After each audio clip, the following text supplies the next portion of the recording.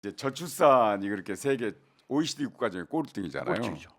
그러니까 0.78. 0.78인데 서울이 0.75. 0.59면은 그렇죠. 더 내려가요. 이게 이제 무슨 뜻이냐면 여성이 평생 낳을 수 있는 사람의 수입니다. 그러니까 한 명도 안 된다는 거예요. 그건 다 알아요. 국민들 그러니까. 다 알아들어. 그런데 지금 얼마나 우리 국민이 없어진다니까. 거기에 대한 대책이 없다는 거죠. 그렇죠. 그래서 초당적 정치개혁 모임이라고 혹시 아십니까? 의원들. 예, 알고 있습니다. 거기서 아마 청년 정치인들 모아가지고 토론을 한 것 같아요. 예. 바로 거기서 그런 얘기가 나오는데 윤석열 정부 들어서 정치가 사라졌다. 거대 양당은 단기적 이익을 위해서만 강성 지지층에 아부하고 있다 이런 주장을 했는데 저출산 정책이라든가 빈곤 문제라든가 그런 중장기적 대책에 대한 정치 담론이나 이런 게 없다는 거죠. 이 완전히. 저출산 문제에 대해서 3, 4년 전에 목포 교회에서 네. 이게 문제다. 그러니까 교회가 들고 일어나자 해서 박용정 장로님이 시작을 했어요. 네네. 그래가지고 지금 CBS 김진호 사장이 기독교계 중심으로 굉장히 캠페인을 하고 있는데 아니 대통령 이건 뭐예요? 한 번 더 하시죠. 나경원 불러오든지. 네. 아니 그런 문제 가장 큰 문제예요.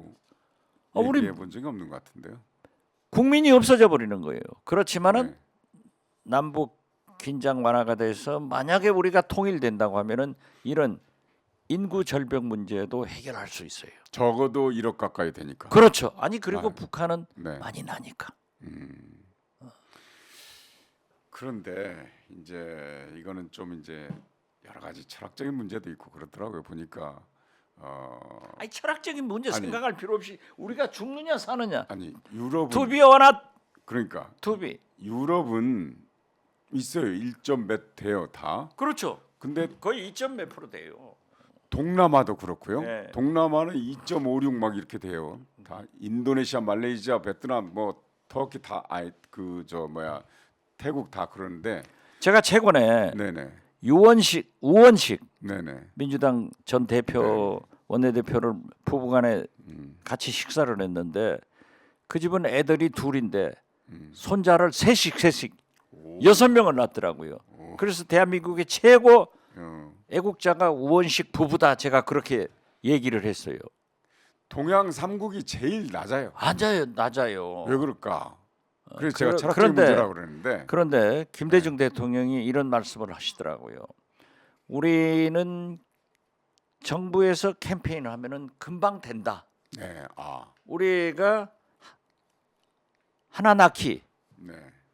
박정희 대통령 때 박정희 대통령 때 아들 딸 구별 말고 하나만 낳자 자 하니까는 급속도로 낳았단 말이에요. 네네.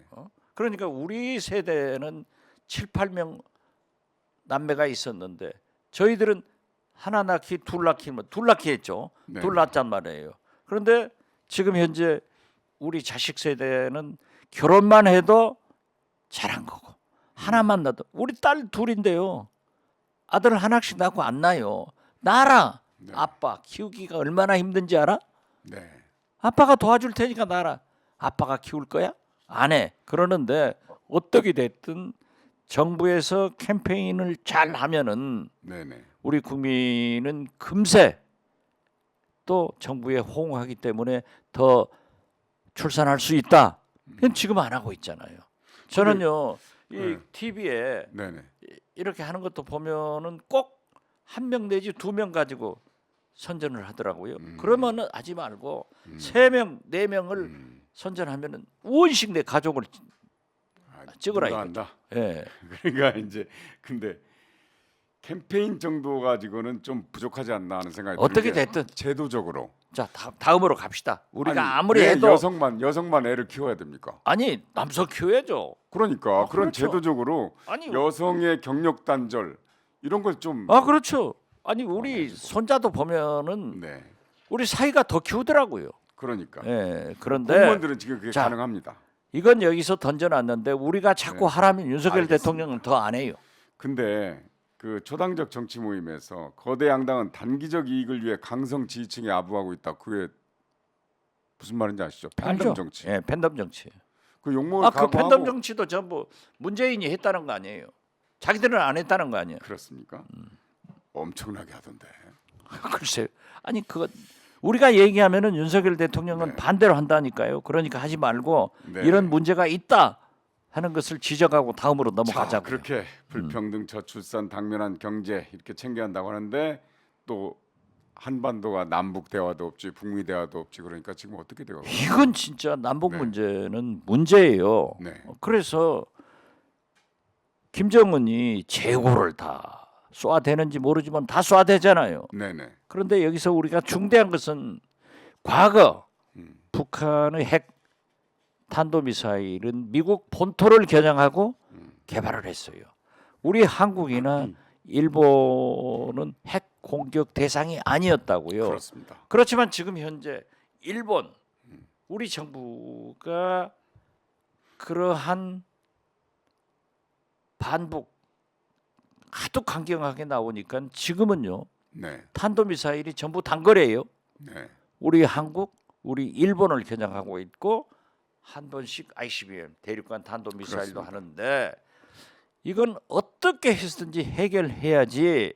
우리가 원점 타격한다, 뭐 핵무장을 하자, 이건 진짜 무식한 소리예요. 지금 저게 예, 초대형 방사포라고 하더군요. 예. 예, 단거리 탄도 미사일인데. 탄도미사일이죠. 예, 그런데 지금 최근의 과정을 보면 북한이 먼저 이제 ICBM을 쏘았잖아요. 예. 미국을 겨냥하고 예, 쏘았어. 그러니까 한미 합동 공중 훈련을 했죠. 그렇죠. 미국에서 비오- 뭐 비안비 와가지고 와가지고 난리가 났어요. 그러니까 북한에서 또 대응을 했죠. 그렇죠. 그게 바로 이제 시장님께서 말씀하신 전술핵 이동수단 예, 방사포죠. 예, 그러니까 그 BNB를 비롯해서 공군기가 뜬 곳이 아마 군산 비행장, 청주 비행장 그랬던 모양이죠. 그걸 겨냥했죠. 그 거리에 맞춰서 겨냥을 하고 예. 쏘아댔습니다. 예. 그러니까 우리가 공격의 대상이 돼 버렸다니까요. 그러니까 그래서 말씀하신 대로 전략이 바뀌었다는 거죠. 그렇죠. 저는- 한미일 군사훈련을 음, 좋은 의미도 있겠지만은 우리는 한미 동맹은 강조하지만은 일본에 대해서는 아직 네네, 좀 문제가 있는 거예요. 네네, 그런데 계속 하니까 북중로도 뭉치고 북한은 봐라. 원점 타격해요. 네, 윤석열 대통령께서 후보 때부터 원점 타격한다. 네네, 선제 공격한다. 뭘 가지고 선제 공격해요? 선제 공격하면 다 죽는 거예요. 못하죠. 그러면 네.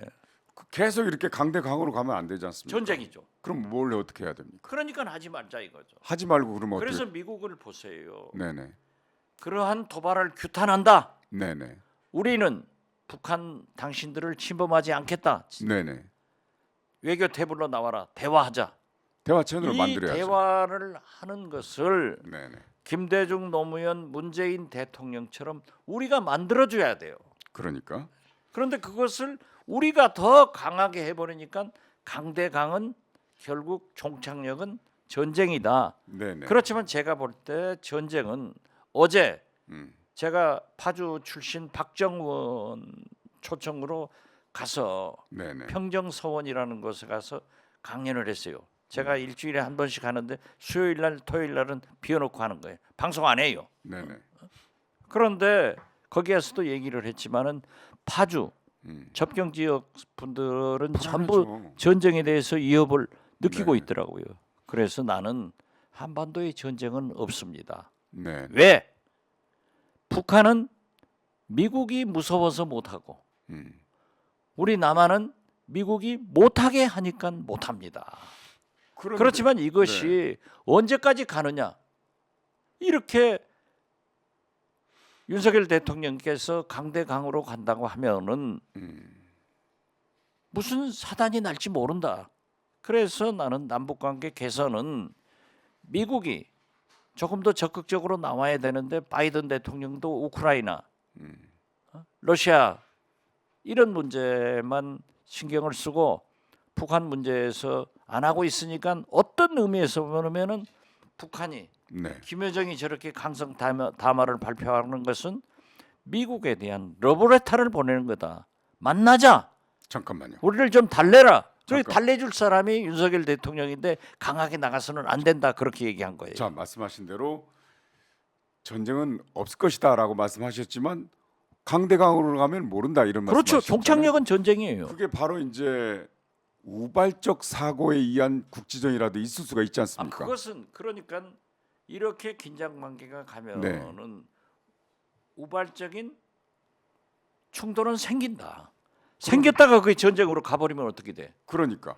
그런데 그 고리를 우리가 끊어줘야 된다는 얘기 아닙니까? 아, 그 고리를 해결해 줄 것이 윤석열 대통령이다 그러니까. 이거죠. 그런데 윤석열 그런데 대통령이 안 하잖아요. 미국보다 더 강한데 뭐 봐요. 핵무장 하자? 그러니까 그 핵무장이 우리가 돼요? 세상에 핵무장하는 사람을 즉시 주장하는 고립되고- 사람처럼 국제 상식이 없는 무식한 사람들이에요. 네, 인정합니다. 저도 동의합니다. 자, 그런데 그 고리를 끊고 그 대화의 장으로 나오도록 마당을 마련해 줘야 된다라는 게 이제 실장님의 지론 아닙니까? 그렇죠. 자, 그런데 보십시오.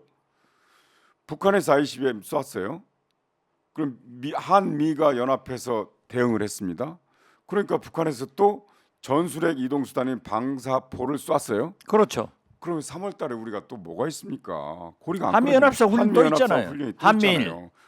FS라고 자유의 예. 방패 11일간이나 있는데 언제 끊습니까 이거? 그러니까 제가 2000년 6.15 남북 정상회담을 성사시킨 특사 아니었습니까? 그렇습니다.